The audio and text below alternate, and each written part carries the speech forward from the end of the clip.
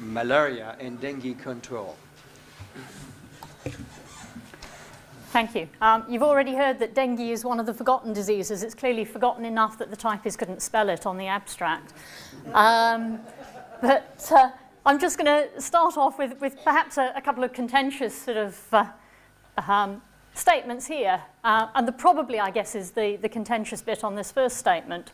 Probably every 30 seconds a child, and that's primarily in Africa, dies of malaria.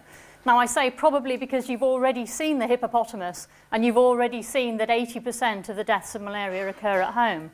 How on earth do we know how many of those really are malaria? We don't even have good statistics for how many people, how many children really are dying. And I was pleased to see that at least the two numbers you've had so far were 1.08 and 1.09 million. But those estimates, in fact, range from about 1 to 2 million children per year dying. So if you can't even get the estimates like that right, how on earth are we actually going to actually go on and cure the disease? And then dengue, again, one of the fastest growing viral diseases. This is a disease that's on the move. It's on the move primarily because of humans, and it's on the move because the vector that transmits it lives in very close association with man, and we're very good at sending it around the world in tyres and various other sort of bits and pieces there. So we're causing our own problems there. Two very big differences between the two diseases that we're looking at here, and you've already heard the great excitement, and I would share that, of the Anopheles genome being sequenced. Well, what we've actually sequenced is the Anopheles gambi genome. That is one of several hundred mosquito species that actually transmits malaria. Yes, it happens to be an extremely good one and one of the major African vectors of malaria, but it's not the only African vector of malaria. And in fact, again, you heard part of Carlos's talk that the Anopheles gambi mosquito homes in on humans no matter what else happens to be around to bite. Anopheles funestus, which is the other major vector of malaria in Africa, equally well homes in on malaria and is probably actually a better vector than Anopheles gambi. And you've only got to look at the transmission data that we've had fairly recently from Mozambique and South Africa to realise that. With extremely low numbers, you're getting very high transmission rates relatively as we go through. So I think there's a caveat to be put there in terms of what we've got so far. Dengue, on the other hand, is primarily transmitted by one mosquito. It's moving around the world, as I say, very quickly, but it's Aedes aegypti that transmits. And we've got a secondary transmitter, which is Aedes albopictus. But if you haven't got the aegypti there, then albopictus isn't going to cause you major problems as you go through. So that's just a little bit of setting for where we're going at the moment. What tools do we have? Well, we've got insect vector control, or if you really want, you can splash repellent on you, and that makes you smell nice with diethyltoluamide, or probably citronella if you want a prettier smell as you go through, and drugs for prophylaxis or for treatment.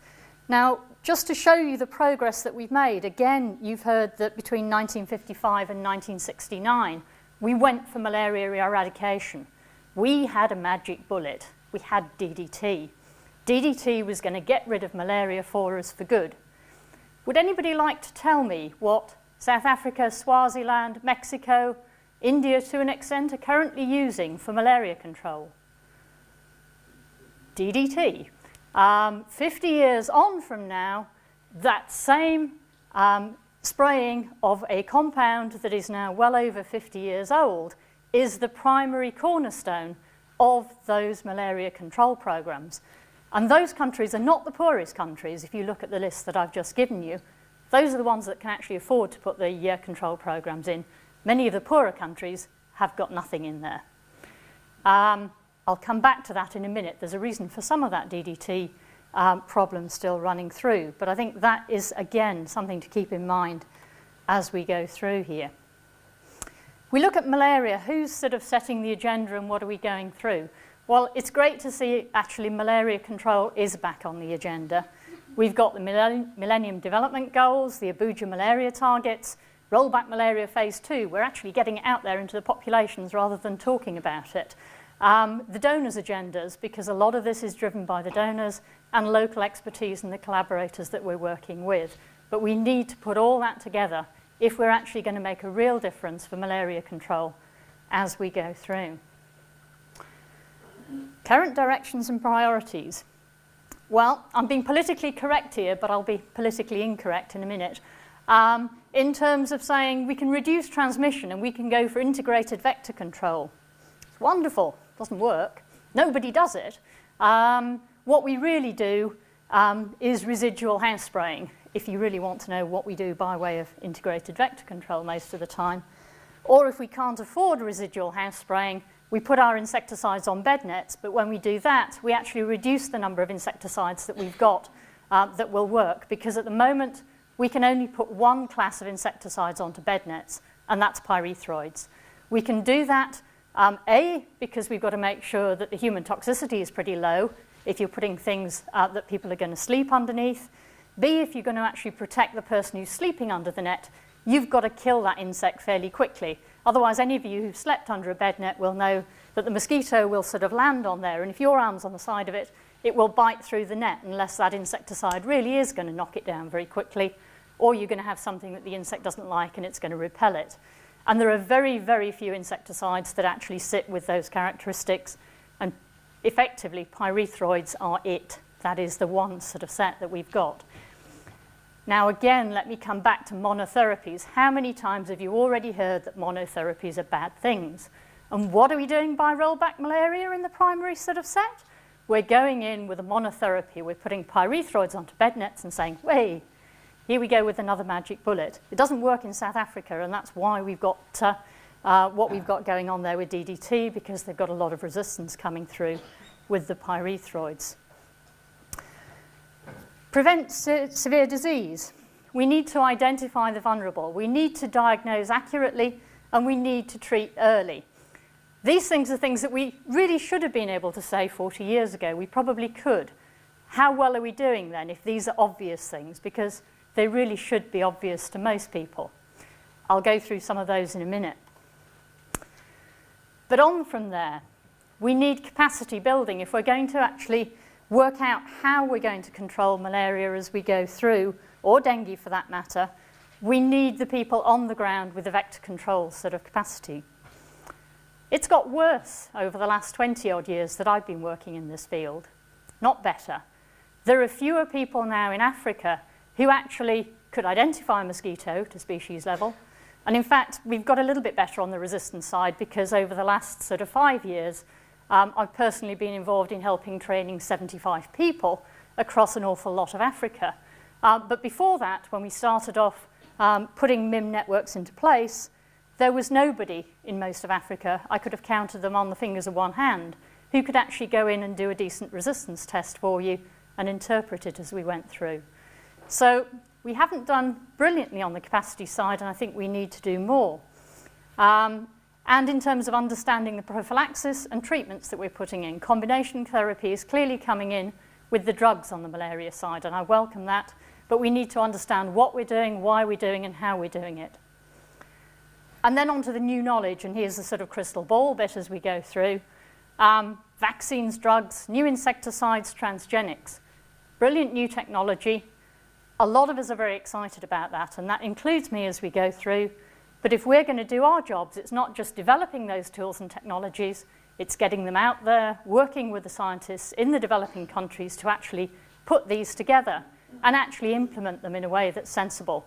And I worry an awful lot that we're not going to do that, because there are all sorts of competing pressures on us that make it extremely difficult to do that as we go through. So let me pick up on some of those sort of bits that I've gone through so far. You'd think by now it would be relatively straightforward to diagnose malaria. It is, to some extent, but what or how do most of us diagnose malaria who are actually out in the field?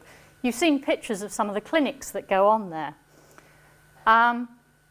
Most of us who are diagnosing malaria out in the field, or most of those whose job it is to diagnose malaria out in the field, will do a clinical diagnosis. That means they will generally ask people if they've had fever, and if they have, they'll have their malaria tablets and they'll be sent off home. There are other ways of doing it. You can clearly diagnose malaria by PCR, you can do it by antibody detection, antigen detection, microscopy, or the clinical diagnosis that I've just given you. Under many field settings within Africa, the first two of those are not practical. Antigen detection is getting used more. Microscopy is the gold standard, but it takes time and it takes people who know what they're looking at. And again, there aren't huge numbers of people out there in many of the clinics in Africa who could actually do a decent diagnosis using microscopy slides, even if they had the microscopes to do it. And I've travelled around a huge number of clinics in Africa that don't have the microscopes to actually do that. Do we have any data that says clinical overdiagnosis is going on? And what's that doing in terms of the drug wastage that's going on out there and drugs not being used properly as we go through? Here's just an example from Swaziland, separated by age ranges. Here are the correct diagnoses out of the numbers that are actually done. These were done by that gold standard microscopy after the general diagnosis had gone through the clinics. And you can see that 73% of the 0 to 4s were being misdiagnosed. It got a little better in the 10 to 14-year-olds and back up at 80% here. And these are in very large numbers. So clearly in Swaziland they weren't doing too well, but maybe that's just the odd exception. Well, here's a little bit of data from Namibia. In the dry season, a whopping 92% of the samples that came in had been misdiagnosed. They were not malaria. They'd been given malaria tablets, told they had malaria. This was in the dry season when you're not getting a huge amount of transmission anyway. In the wet season, they did a bit better. About 50% of those were correctly diagnosed. I could go on. These are not exceptional data. So there's a huge problem already out there with diagnosis. Okay, so we get the diagnosis a bit wrong. But what about this early detection sort of set? And are we getting that right? And are the drugs really getting where they need to go? Here's just a quote from a lady out in Ghana. And you can again read it for yourself. We're back into the inequitable access to malaria care. Basically, people don't go from the villagers, the poorer people, to get treatment until they're into the late stages of malaria. They feel they can't afford to do that. What do? They take herbs and drugs from the local drugstore because they're more easily available, they're cheaper, and they can't finance the illness. So what happens when they do go and get treatment, and what makes them seek treatment? Well, clearly the severity of the illness. They wait until their children get sick. They wait until their children get really sick, and then they walk long distances often to hospitals. And before they do that, they have to go and borrow the money they know they're going to need to pay for that treatment when they get there. And there are long discussions about who's going to pay and how. And another quote from the same village, basically, lady there, has treated her malaria for 4 weeks with paracetamol and herbs. It hasn't got better. She's just got more and more ill. And then she's had to spend 10 weeks' wages going to the hospital and getting treated for anemia because the malaria has got to that stage. So problems around with the treatment there. What about improving the quality then of the laboratory services and getting that diagnosis in? Can we do that? And where are the problems there? Well, we can try and ensure that performance of all laboratories is up to a certain standard. We can try and establish standardised regional laboratories and educate clinicians to make the best use of those laboratories when we put them in. And there's been a very nice study in Ghana that's been doing that ran from 2000 through into 2001, which was set up as a baseline survey initially of all government laboratories, and they weren't in great shape when that was started off. 95% of the staff were then trained in 11 basic tests, and quality control measures were actually put in to do that. And an awful lot of that was looking at accuracy then in looking at hemoglobin, malaria, and the other sort of basic sort of techniques that they were needing to put in. And that's now been rolled out after being very successful to Malawi, where we've had technicians visiting that sort of program. But this is integrating the services and trying to put TB, HIV, and malaria through central laboratory services to at least make the best use of the resources that we've got out there, because I'll show you some data in a moment. These are not hugely well-resourced laboratories as we go through. They're often running with very small budgets as they go through. Here's the sort of thing that was being done in the Malawi District Hospital And a lot of this was malaria, but blood transfusion is coming down here that linked up to malaria.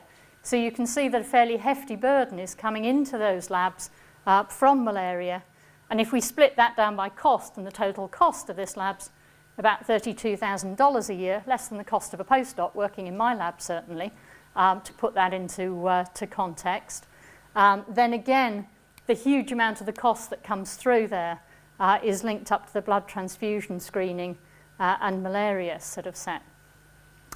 Can we do anything to improve what's happening with the mortalities of the under 4s or under 5s? Because we've already heard that a problem is actually getting to treatment fairly quickly. These kids are not getting to the hospitals and clinics until they've got real problems with anemia as they come through, because the treatment isn't being sought at that level.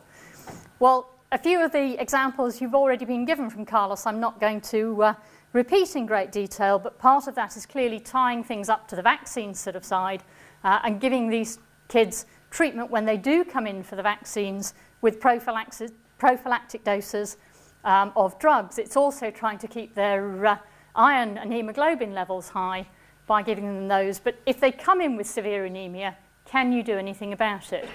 Because again, the reality is if these kids turn up at the clinic and they're in bad shape, you've really got 24 hours to do something about it by the stage most of them come in. Because if you don't up their hemoglobin counts in 24 hours, you've lost them, those kids are dead.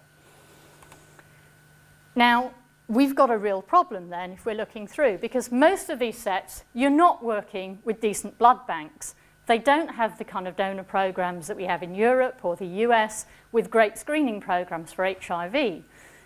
So you need a system that's actually going to allow us to treat these kids quickly with blood that's safe if we're going to do that. And one of the sort of small studies that we've had running of late is to look at the feasibility of actually collecting cord blood for transfusions from the district hospitals from normal births. And those are from births which are then screened for HIV, so we know that those are actually safe as they've come through. The study's actually been done again in Ghana at a teaching hospital there where they have 11,000 normal deliveries each year. And again, just to give you a little bit of statistics on the malaria sort of side as they come through, 90% of the children who come into the hospital there are anemic. 40% of those children have severe anemia, and you're going to get 40% mortality of those if the hemoglobin count drops. And as I say, you only get 24 hours really to have a shot at this. We also know that the role of malaria has in childhood anemia, and that peaks at 12 months of age, and that's exacerbated by infection and poor nutrition.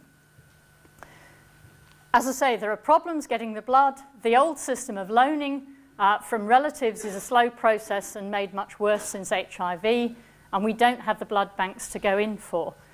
So can we actually sort of use that cord blood in a simple system of collecting it? Well, here's the system that it's collected. You just take the placental cord and you let the blood drain normally out of the set into the sort of bags that we've got, and that is then just sort of stored from those normal uncomplicated deliveries as we go through. That blood collected in that format with no fancy equipment, no nothing else, from 18% of the normal deliveries given to most of those children who come in will actually improve the chances of survival in 65% of those children that come through. Now that's not fancy technology, but it's just trying to put some sensible technology into the sort of system. I've sort of told you a little bit of what we can do and the problems that are already there, and I haven't even touched on the fancy genomics yet. And I'm sitting here, I guess, as a sort of molecular biologist as we go through the sort of system. But now where's the big excitement in terms of what we're doing? Well, I've already said at the moment we have a problem with bed nets. They're only beneficial if they're impregnated with insecticide, and pyrethroids are the only sort of insecticide that we've got. Now, when people started talking about putting pyrethroids on bed nets, I had a terrible tendency to go around asking people, what about resistance? How much resistance have you actually got out there? And again, if any of you know anything about insecticide, you will actually know that DDT and pyrethroids share a common target site. DDT is the insecticide that people have been using for 50-odd years, it's not inconceivable to think that there may be some target site resistance sort of sitting out there in the population after all those years of sort of hitting the population with the insecticide. If there isn't, in fact, the insecticide hasn't been working terribly well. That's the other side of the coin. But people would tell me, no, there's no problem out there. We don't have pyrethroid resistance. The reality was that people hadn't looked because, as I say, all the capacity for doing that sort of work had disappeared throughout Africa. When people did go in and look, it is quite clear that there is DDT/pyrethroid resistance that runs right the way from the top of the malaria belt in West Africa all the way down to Zambia. And that is one and the same resistance mutation that's in there, so that has spread over that sort of pocket. If I go over to the east coast, you actually find a much smaller pocket around Tanzania and Kenya of, again, DDT pyrethroid resistance, but it's a different mutation in this case, and in fact produces a lower level of pyrethroid resistance and a higher level of DDT resistance. And if you go into southern Africa, 5 years ago, they didn't have a problem. They switched 5 years ago to using pyrethroids for malaria control. Now, the reason they've switched back to DDT is that they do have a problem. And that problem is a very serious one. It's a very high level of pyrethroid resistance that's actually come through.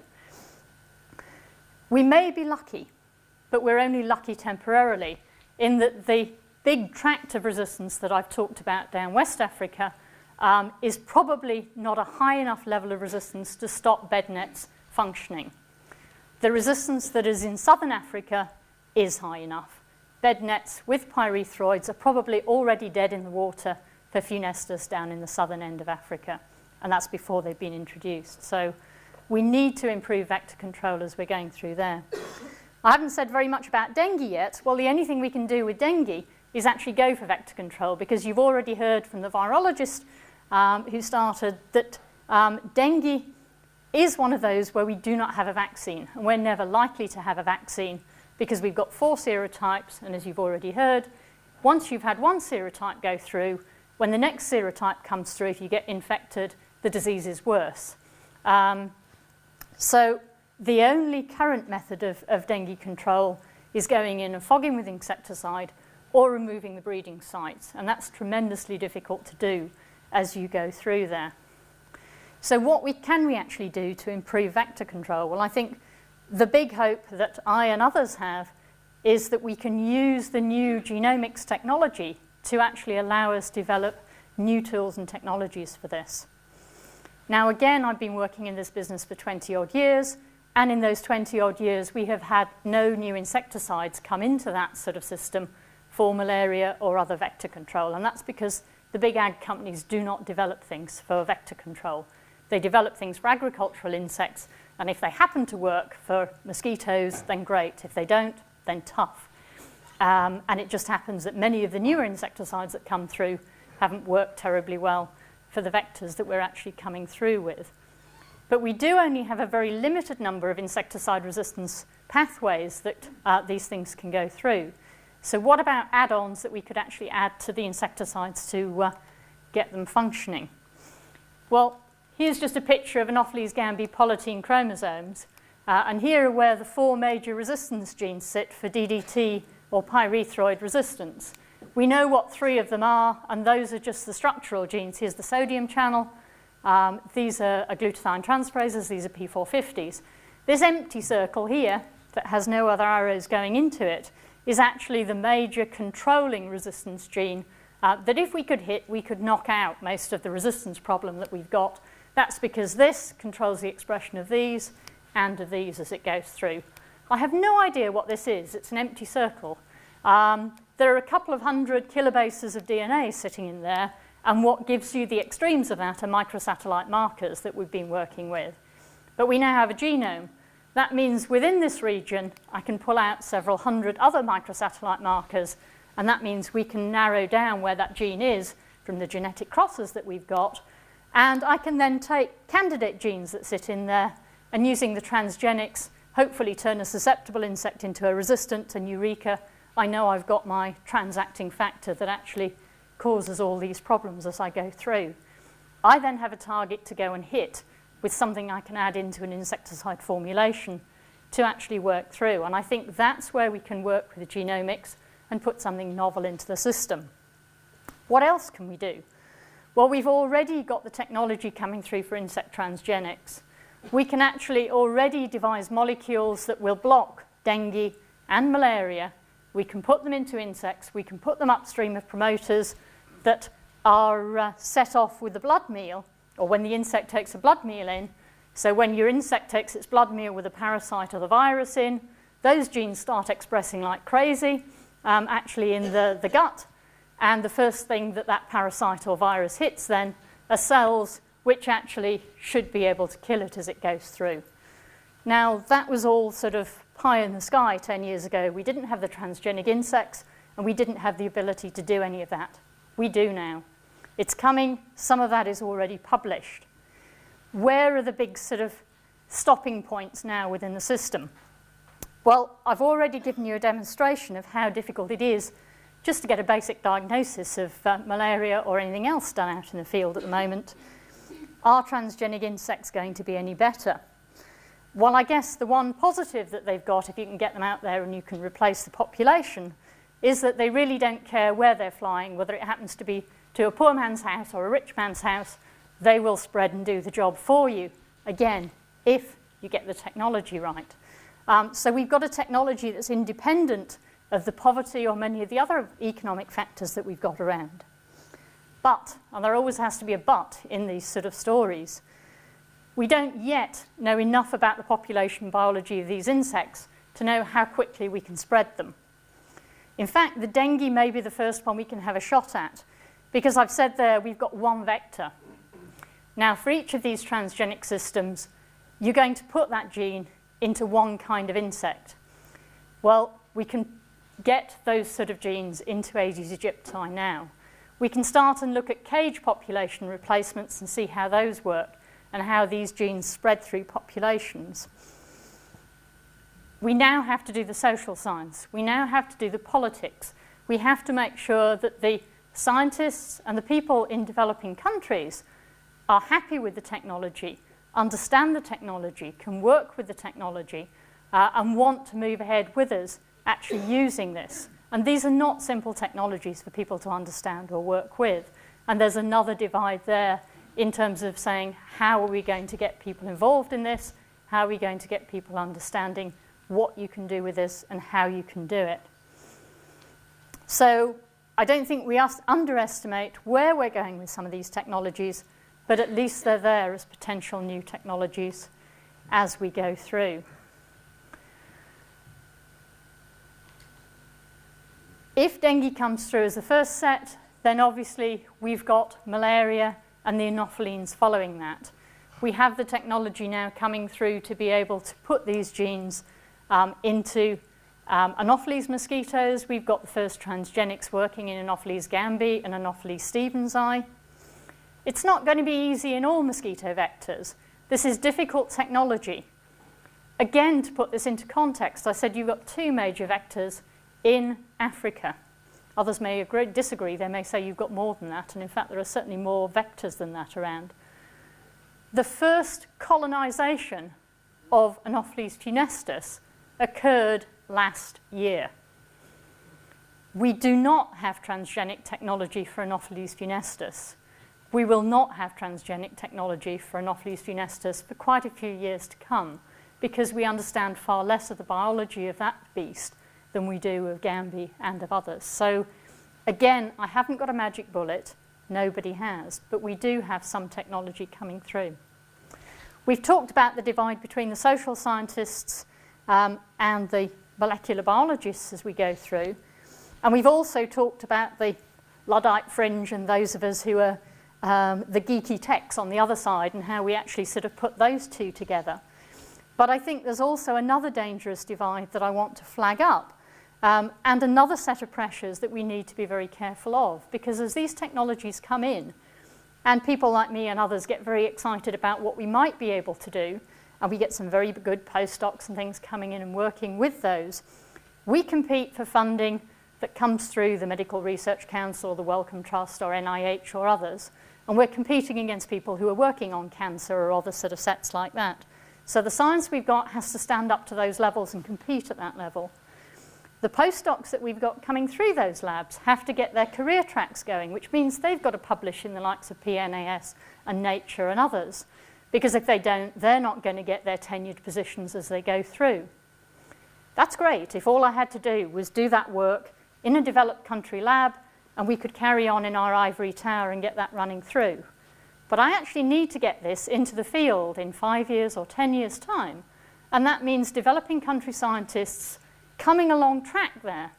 That also means they're generally starting at a much lower base with the molecular side. They have a competing set of requirements that needs them to come up to a certain level. And I have to get the postdocs in the lab to help them do that, which could be a downside for the actual sort of career tracks of those individuals who are in there. How do you balance that? How do you balance the fact that the science may not move as fast as you might do within cancer or other sets there? So I think there's another competition going on within that set that we all need to be very careful of. And it's great to see malaria back on the agenda with a lot of the other infectious diseases. But before we all get carried away with the hype, let's make sure that we get that message across to the politicians and the grant funders, because in 5 years or 10 years' time, if we haven't got done quite what we might have done because we've been trying to cope with a lot of these competing pressures, we need to make sure that we've said that up front, that the timescale was going to be longer because we had to do various things, and that we don't run alongside some of the others.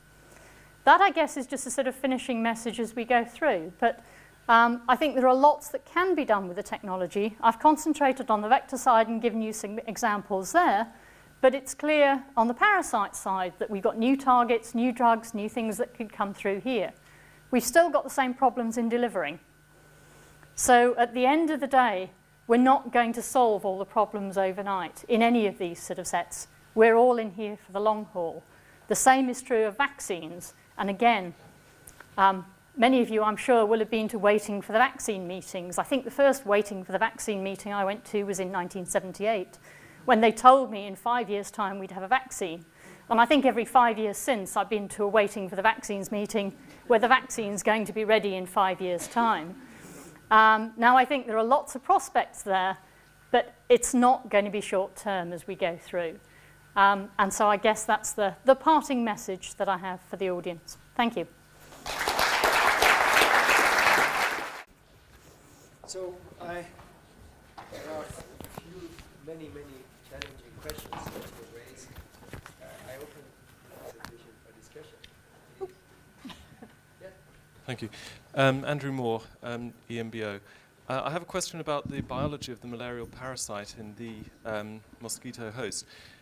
Is it a commensal when it's living there, or is it a parasite? And would the mosquito benefit if the parasite were killed when it ingests it? In other words, could introducing resistance to it in the population lead to a sort of positive feedback where it would then be positively selected for and possibly spread more widely? Okay, simple answer to that, I think, for malaria is that we've got no real evidence that there's a huge negative impact on the mosquito from having the malaria parasite in there. That's not true of something like filariasis, where the microfilaria, once it gets in and develops to an L3, causes enormous damage to the mosquito when it gets upstream and has to sort of burrow its way out of the mosquito's head. But the malaria parasite itself seems to cause very little damage to the mosquito, and so the mosquito just tolerates it being there. There are 1 or 2 mosquitoes out there that are naturally resistant, and a lot of the kind of resistance genes that we're talking about putting into mosquitoes are actually coming from mosquitoes that are naturally resistant. So there's a lot of work going on to identify those natural resistance genes. But the parasite's clearly evolved to a point where it's not damaging its host as far as the mosquito is concerned. So we're not going to get that as a driver to push things through the population. I think if that were the case, it would probably have happened naturally by now.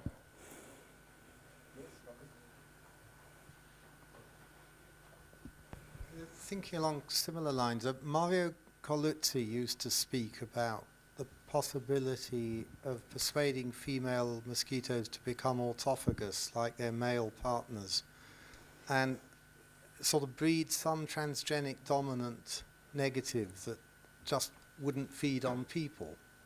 and would come to sexual maturity without having a blood meal. Is this pie in the sky, or is it worth pursuing? I think it's worth pursuing. I don't know anybody who's actively pursuing it at the moment. I mean, we do have some strains of mosquito that are autogenous that will go through the first egg-laying round without taking a blood meal. But that's a Culex. I don't know of any Anopheles mosquito that will do that. So it's clearly possible to do. I don't know anybody who's actively chasing the genes to actually that actually determine what it is within the Culex that do that. But I may be wrong if anybody else knows of anybody doing that. I was very interested to hear about the cord blood transfusion, and I'm going to fantasize. The fantasy is that if you do this, you'll create chimeric individuals because of the enrichment of the stem cells in cord blood. And it is possible, according to some extreme immunologists, that that's a very good way to set up individuals for autoimmune disease, which may be a relatively small price to pay. But do you have any thoughts on that? I was going to say, it's kind of one of these sort of setups, isn't it? You know, it may cause problems like that, but if you're going to be dead anyway in 24 hours, are you going to worry hugely about it? And I guess the answer is probably not. The other side of doing that, I guess, would, if you could set the system up in such a way, you would save the cord blood from that individual as it was born.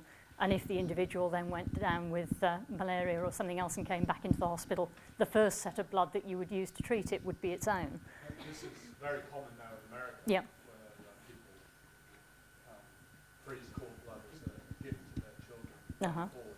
But I think it might be very worthwhile to at least consider the idea of going back and seeing whether you have created chimeric individuals. It would be useful to know if that's going to be a problem. Yes. Coming back to the society aspect, Bertolt Rutz from European Patent Office. Coming back to the society aspects, with the background of African governments refusing gene-modified food for starving population, do you see any chance that ever it would be possible to release transgenically modified mosquitoes in Africa, not to speak of all the NGOs in the developing world who think they can decide for in the developed world who think they are up to decide for the developing world what could be good for them.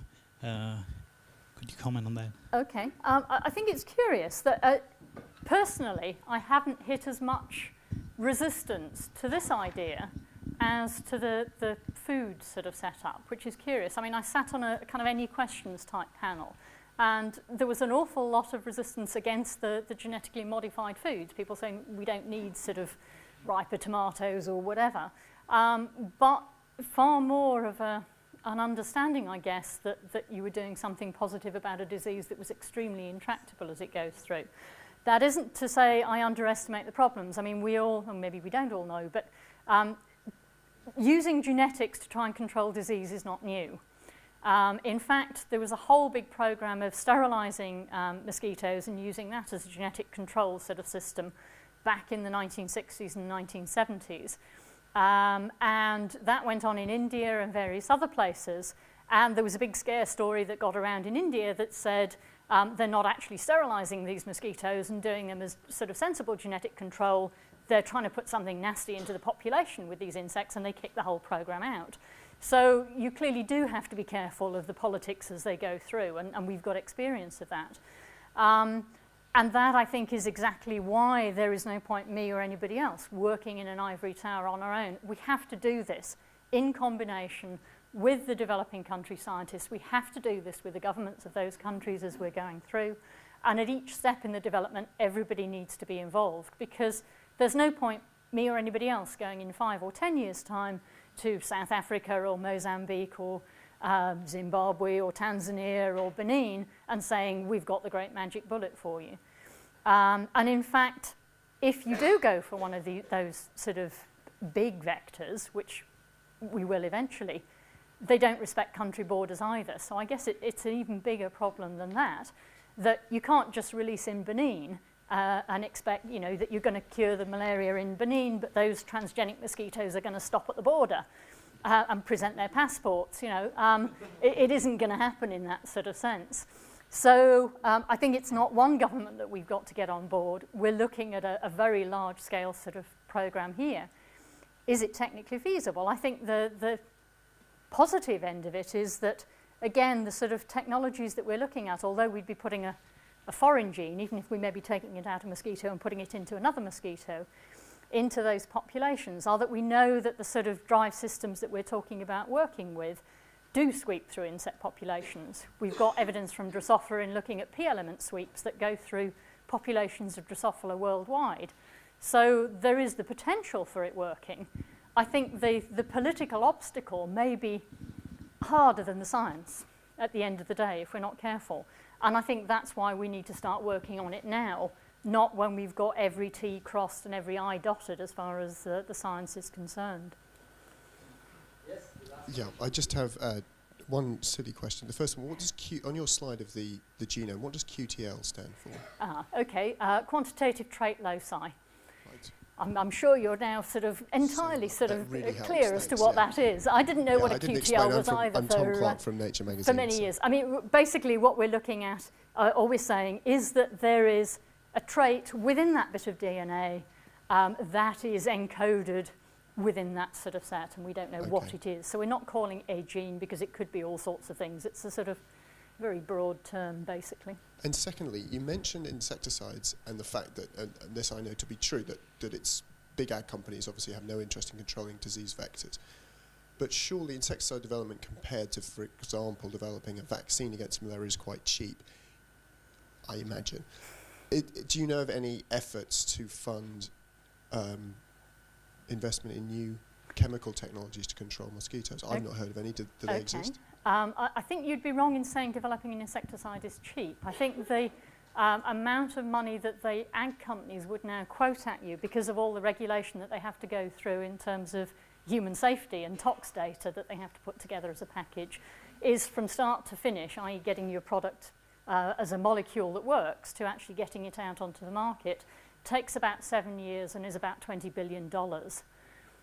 So it's not cheap, and it's not what you would give a small company to do. There is a public-private partnership which is actually at the moment funded by NIH on a small set. I believe there are 5 of us who have grants, and I say us because I've got one of them, working with some biotech companies. What we're not doing is trying to sort of develop new insecticides from scratch. What we are trying to do is take what's been developed for the agricultural side and do enough modification that we can get it to work for the vector populations. And that actually gets rid of some of the problems on the tox package that needs to be put through, although not all of them, as you go through. And the same is true if you go for an add-on to an insecticide that's already there. But I think everybody will tell you, starting from scratch to design an insecticide for a vector is a non-starter. It's economically just not viable. Okay, I think we'll stop here.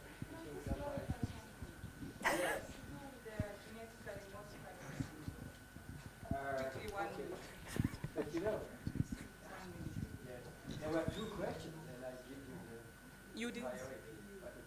Anyway, what I wanted to say that the problem with African leaders accepting the genetically modified mosquitoes doesn't exist because currently the International Atomic Energy Agency is working with African governments using the sterile insect technique to control or eradicate the tsetse fly as part of an integrated area-wide pest management program. But the problem here is not so much the African government's willingness, acceptance, because they have actually endorsed this eradication campaign. The problem is with the donors, because the donors are arguing that if you eradicate, what are the ecological effects? So it's not the African governments, I don't think they have a problem. Okay, I think you've got a very different setup there. You're talking about a sterile insect, so that doesn't sort of reproduce itself. You go in and you wipe the sort of system out that way by sterilising a very large number and swamping the population that's already there. I think a genetically modified organism is something different because it does reproduce itself and it's designed to do that. And it's going to stay out there in the population, and it's going to mutate and sort of generally sort of replace the population permanently. So I think you have very different systems, but I would agree the very fact that you can go in for a mass sterile release, or in the past we've been able to go in for genetic control sort of systems and got agreement from various governments, bodes reasonably well for being able to put this technology out there, as long as we work very sensibly with the governments to do it.